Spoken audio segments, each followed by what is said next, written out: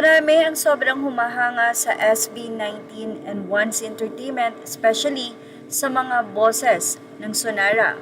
Walang iba kundi sila Pablo, Stel, Ken, Josh, and Justine. Pablo's words reflect the kind of leadership and heart that truly inspires people. Instead of wanting the next generation to suffer the same struggles SB19 went through, they want future artists and dreamers to experience better opportunities, stronger support, and a safer path toward their goals. That kind of mindset is rare, choosing to heal others from the pain you once had to survive yourself. SB19 turned their sacrifices, failures, and hardships into a purpose to open doors for others and prove that dreams are possible with hard work, faith, and perseverance. Real success is not about being the only one at the top, but helping others rise with you. Their journey reminds us that pain can become strength, struggles can become inspiration, and one person's dream can someday give hope to millions. Yan nga po ang napakagandang sinabi ng isang fan na nagngangalang si Miera Saila. Sa Tagalog, narito po ang kanyang pagbabahagi na ito. Ipinakita ng mga salita ni Pablo ang klase ng leader at pusong tunay na nakaka-inspire. Imbis na gustuhin nilang maranasan din ng susunod na henerasyon ang hirap na dinaraanan ng SB19 o dinaanan, mas pinipili nilang magbigyan ang mga future artists at dreamers ng mas magandang oportunidad, mas matibay na suporta at mas maayos na daan patungo sa kanilang mga pangarap.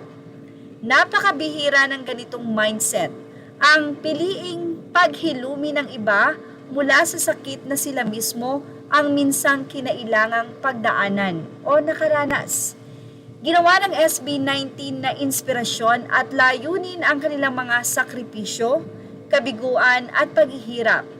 Ang magbukas ng pinto para sa iba at patunayang posible ang mga pangarap sa pamamagitan ng sipag, pananampalataya at tiyaga.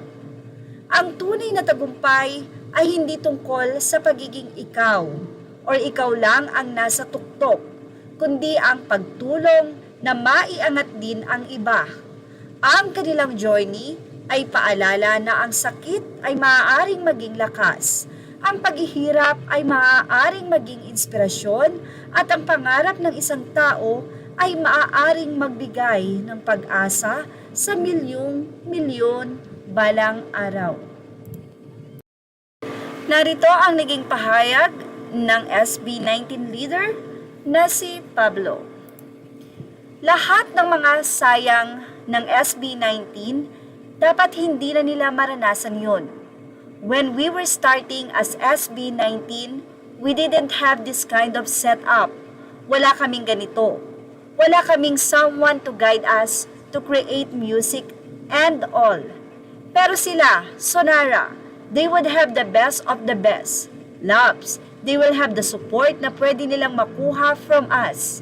All they need to do is do their best, practice hard, and syempre strengthen their mind kasi it will not be an easy journey.